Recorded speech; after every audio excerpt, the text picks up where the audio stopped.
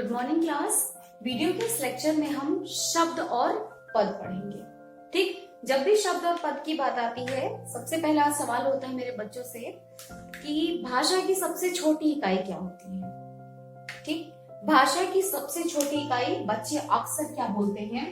वाक्य, सॉरी शब्द बोलते हैं। ठीक है, शब्द बोलते हैं या फिर वर्ण बोलते हैं। मुझे लग रहा है आप लोग भी जितने लोग अभी देख रहे हैं मेरे इस सवाल पे, आपका यही जवाब आया होगा, शब्द या वर्ण। ठीक, लेकिन ये बताइए, अगर मैं एक वर्ण बोलूं, आपसे क बोलूं, ख बोलूं, तो क्या आप इसको भाषा मान लेंगे?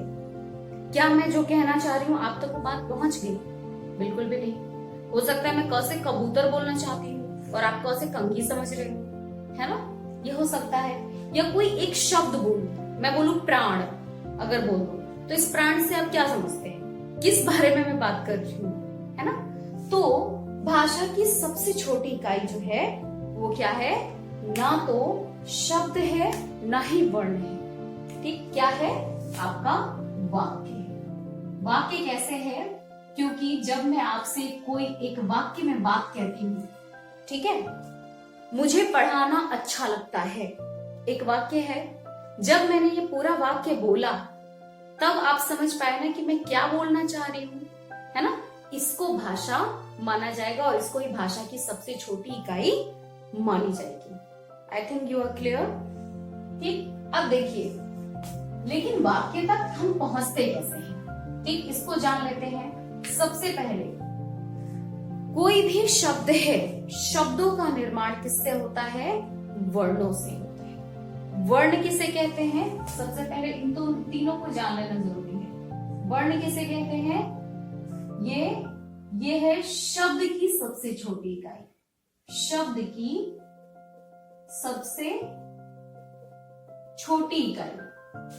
ठीक, शब्द की सबसे छोटी इकाई को हम क्या कहते हैं? वर्ण कहते हैं। क्यों?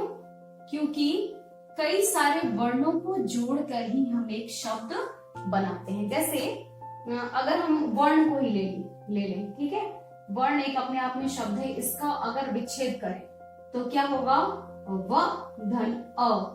ठीक, आपने पढ़ा था पहले भी कि जब भी हम कोई किसी स्वर का, किसी व्यंजन का उच्चारण करते हैं तो उसमें कोई ना कोई स्वर अवश्य होता है। इसके साथ क्या है? अ है, फिर र, आधा र है, फिर अण है, ठीक, फिर अ, क्योंकि इसमें वर्ण।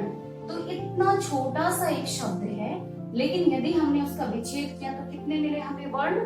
1 2 3 4 5। ठीक है, टोटल 5 वर्णों को जोड़कर हम एक शब्द तक पहुंचे, है ना? तो ये डिसाइड हो गया कि वर्ण जो है वो क्या है? शब्द की सबसे छोटी इकाई है। ठीक है, यानी एक ये जो है वो वर्ण है, ये वर्ण है, ये वर्ण है, ये वर्ण है, ये वर्ण है। कुल मिलाकर के 5 वर्णों को जोड़कर हमने एक शब्द लिखा। ठीक है, अब है वाक्य की सबसे छोटी इकाई क्या है? ठीक है, अब यहाँ पे शब्द मिल गया, वर्ण मिल गया आपको। ठीक है, वर्ण ये है, शब्द ये है। अब वाक्य की सबसे छोटी इकाई क्या है? वाक्य की सबसे छोटी इकाई, ठीक है, सबसे छोटी इकाई।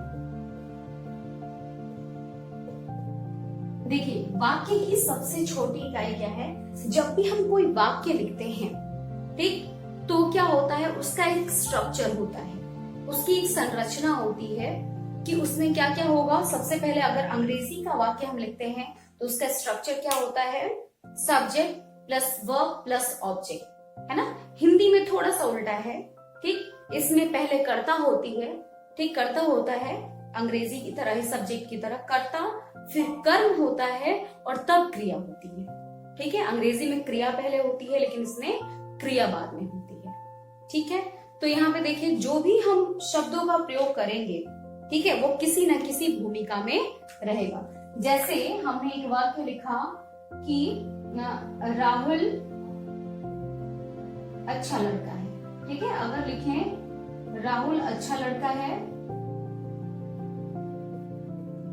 ठीक, तो आप देखें इसमें कितनी चीजें हैं। ठीक, राहुल जो है वो कर्ता के रूप पे है, कर्ता के रूप में है ना, ठीक, कर्ता के रूप में है। फिर अच्छाई क्या है उसकी, विशेषण है, ठीक, विशेषण भी हो सकता है, क्रिया विशेषण भी हो सकता है, क्रिया भी हो सकती है, ठीक है। और लड़का उसका जो है जेंडर है, ठीक है। तो अब देखिए वाक्य जो है, वाक्य की सबसे छोटी इकाई क्या होती है, शब्द होती है। यानी कि कई सारे शब्दों को जोड़कर हम एक वाक्य तक पहुंचते हैं, ठीक है।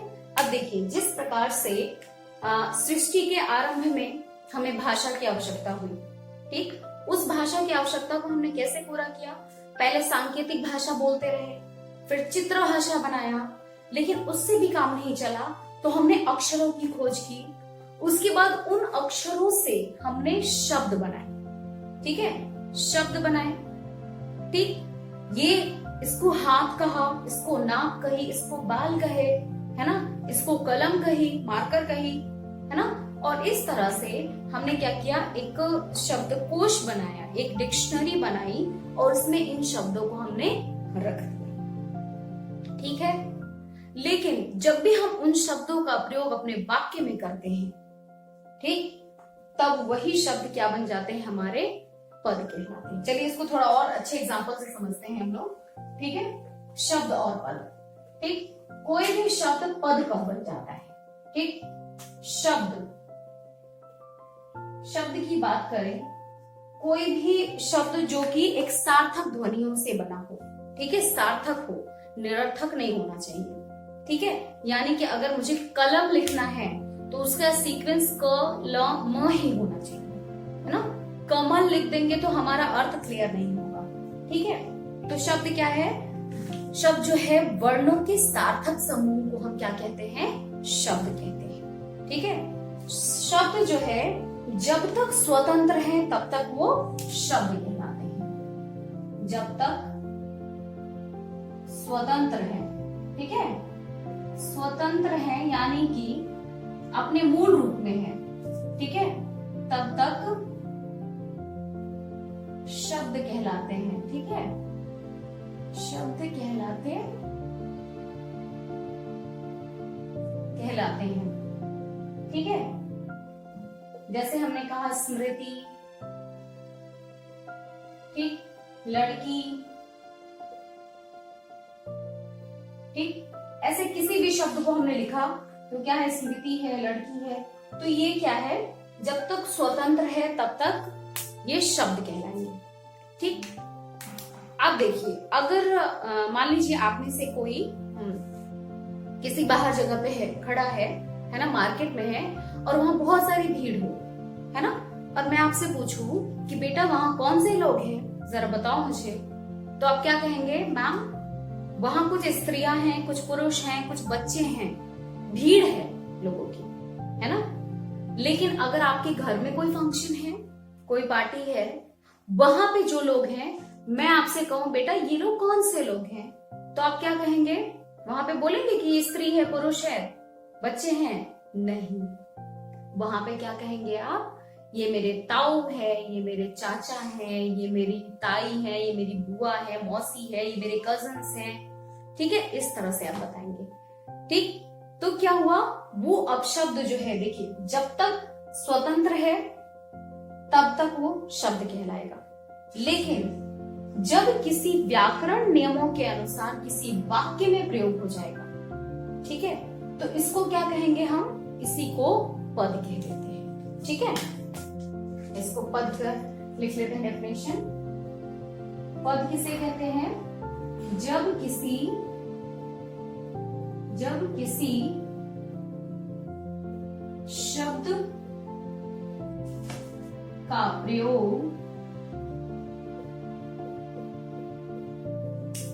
व्याकरणिक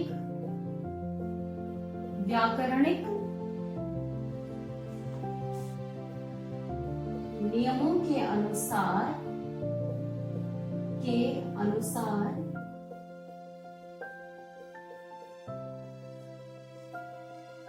किसी वाक्य में कर दिया जाता है, किसी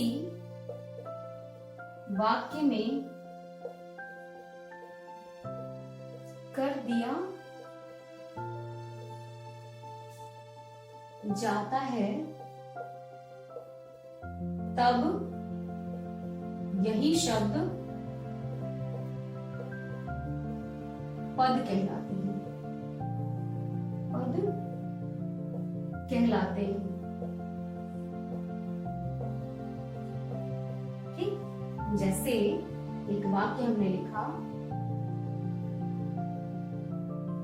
सोनू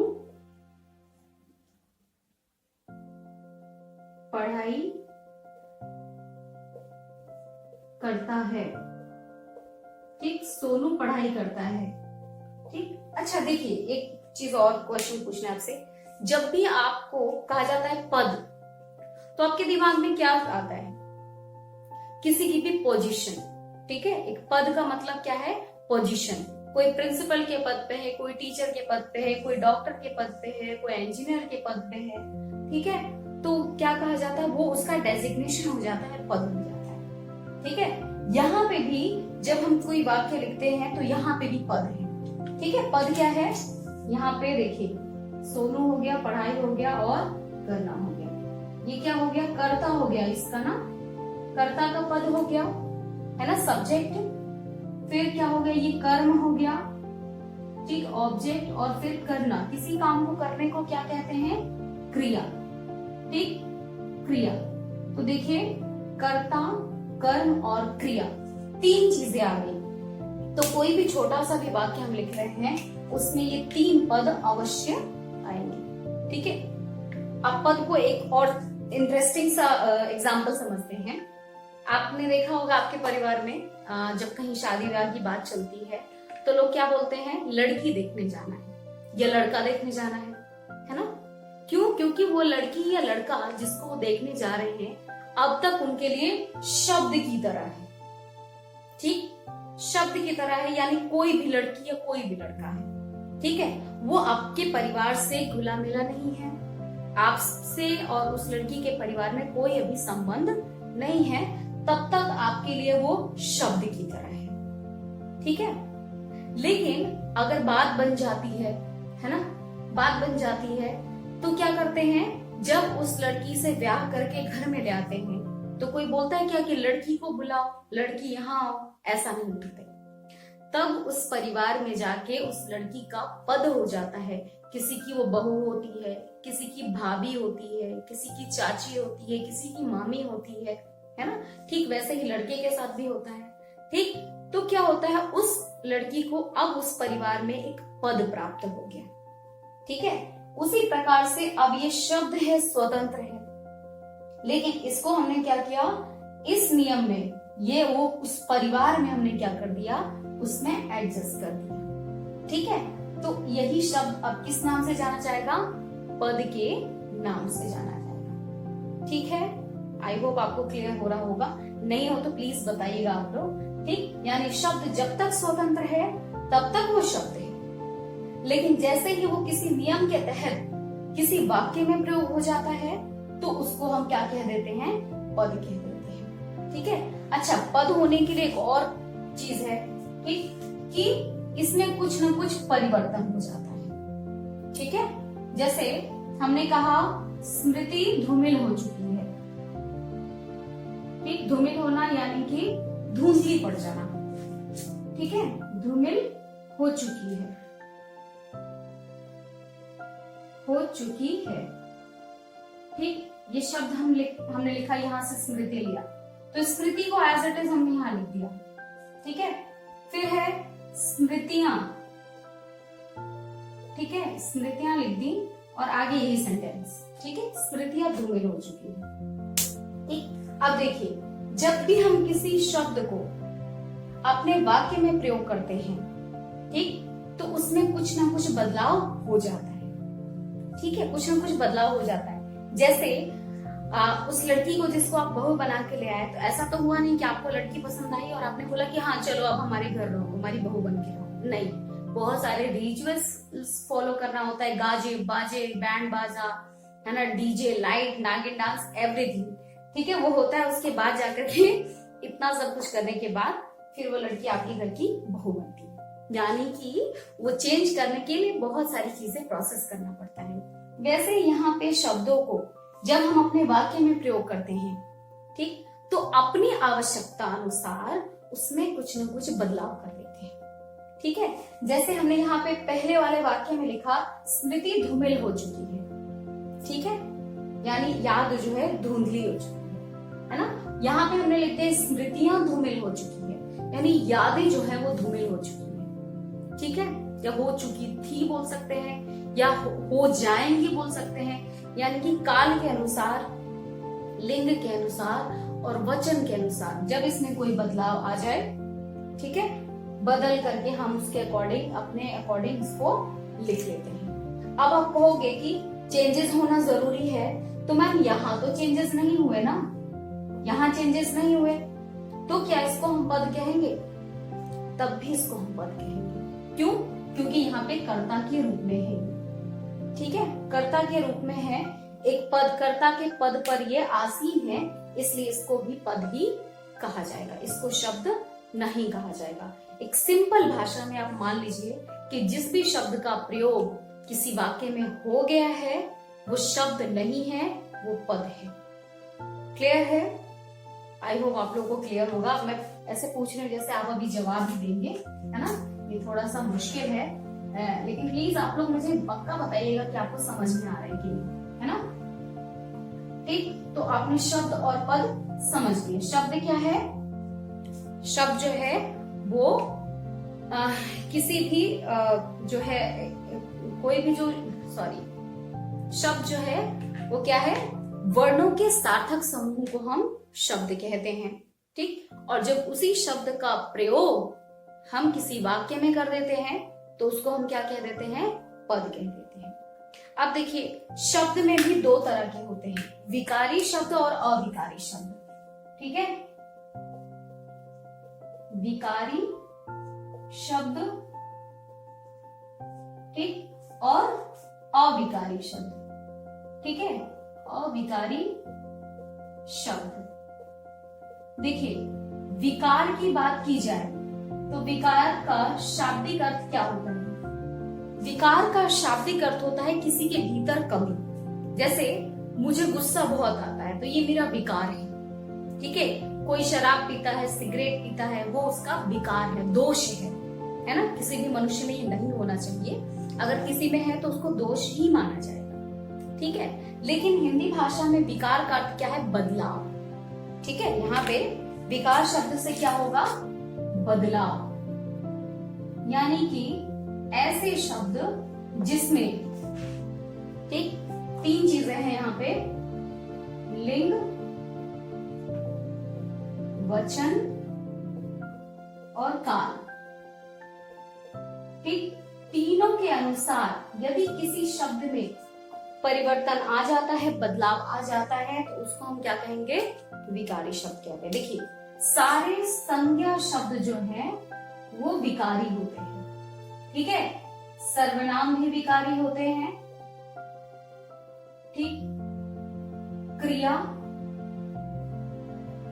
और विशेषण, ये जितने भी शब्द होते हैं, विशेषण के, क्रिया के, सर्वनाम के या संज्ञा के, ये सारे विकारी होते हैं। यानी कि वाक्य के अनुसार, ठीक, इसमें बदलाव हो सकता है। ठीक है, उसका लिंग परिवर्तन हो सकता है, उसका वचन, है ना, एक वचन या बहुवचन, और काल, है ना, भूतकाल, भविष्यकाल, वर्तमान काल, इसके अनुसार इसमें बदलाव हो सकता है। ठीक है, कोई भी शब्द जो संज्ञा हो, सर्वनाम हो, क्रिया हो और विशेषण हो। यदि आपको ये समझ में नहीं आ रहा है तो आप मुझे कमेंट बॉक्स में लिख करके बताइएगा कि मैम ये सारे शब्द हमें बता दीजिए कि ऐसे कौन कौन से शब्द होंगे जो कि बदल जाएंगे। अच्छा, और अविकारी शब्द क्या होते हैं? जो इनके अकॉर्डिंग कभी ना बदले। ठीक है, जो कभी ना बदले। ठीक, जो कभी ना बदले उसको हम कहते हैं इनके अकॉर्डिंग, इन तीनों के अकॉर्डिंग जब कोई चेंज ना आए उसको अविकारी शब्द कहते हैं। जैसे इसमें क्या आता है आपका? क्रिया विशेषण।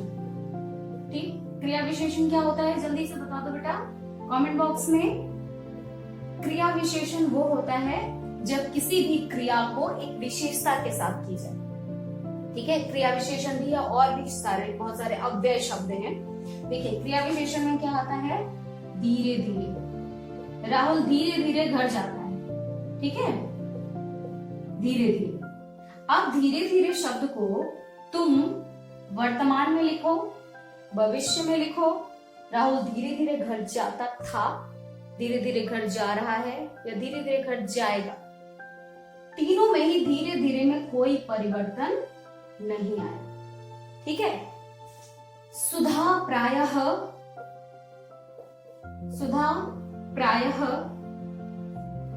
पढ़ती है। ठीक है, देखिए तो यहाँ पे प्रायः शब्द जो है वो क्या है, अव्यय है, अविकारी है।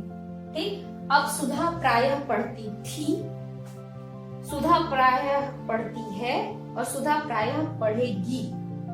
चाहे आप किसी भी वाक्य में लिख लें, ठीक, इस प्रायः पे कोई असर नहीं पड़ेगा। ठीक है, ऐसे बहुत सारे प्रतिदिन, है ना, आशु प्रतिदिन बदमाशियां करती है ना, आशु प्रतिदिन बदमाशी करती थी, करती है और करती रहेगी, है ना, उसमें कोई परिवर्तन नहीं आएगा किसी भी स्थिति में। ठीक है, तो ये हो गया आपका विकारी शब्द और अविकारी शब्द। ठीक, शब्द और पद समझ गए। पद क्या होता है, जो भी शब्द है किसी वाक्य में प्रयोग हो जाता है, चाहे उसमें बदलाव हो या ना हो, ध्यान रखिएगा, कई बार बदलाव नहीं भी हो सकता है। ठीक, लेकिन वो किसी न किसी पद पे होगा, किसी न किसी भूमिका में जरूर होगा, इसीलिए उसको हम क्या कहेंगे, पद ही कहेंगे। ठीक है, किसी भी वाक्य में अगर कोई भी शब्द लिखा हुआ है तो वो पद ही कहा जाए। ठीक है, मुख्य रूप से 3 पद होंगे उसमें, आपका कर्ता के पद पे होगा, ठीक है, या फिर कर्म के पद पर या फिर क्रिया के पद पर। ठीक, आई होप आपको ये बातें बिल्कुल समझ में आ गई होंगी, और नहीं समझ में आई मैं दोबारा से रिपीट कर रही हूँ बेटा कि आप लोग मुझे कमेंट बॉक्स में पक्का लिखकर बताएंगे। और सबसे इम्पोर्टेंट, आप अपना ख्याल रखेंगे। ठीक है, सब लोग अपना ध्यान रखेंगे। इस पेंडेमिक में सबको बहुत ही पॉजिटिव रहना है। बुरे दिन आज से पहले भी आए थे, ऐसा नहीं कि पहली बार आया है। ठीक है, हमेशा आता रहेगा, जाता रहेगा, है ना, चाहे वो रामायण का युग हो या महाभारत का। अच्छे और बुरे लोग हमेशा रहे, महामारी हमेशा रही है ना। बस इसमें अपने आप को पॉजिटिव रखते हुए इस सिचुएशन में अपने आप को जितना शांत रखेंगे, आप और हमारे सबके लिए फायदेमंद होगा। ठीक, तब तक के लिए स्वस्थ रहिए, मस्त रहिए और व्यस्त रहिए। धन्यवाद।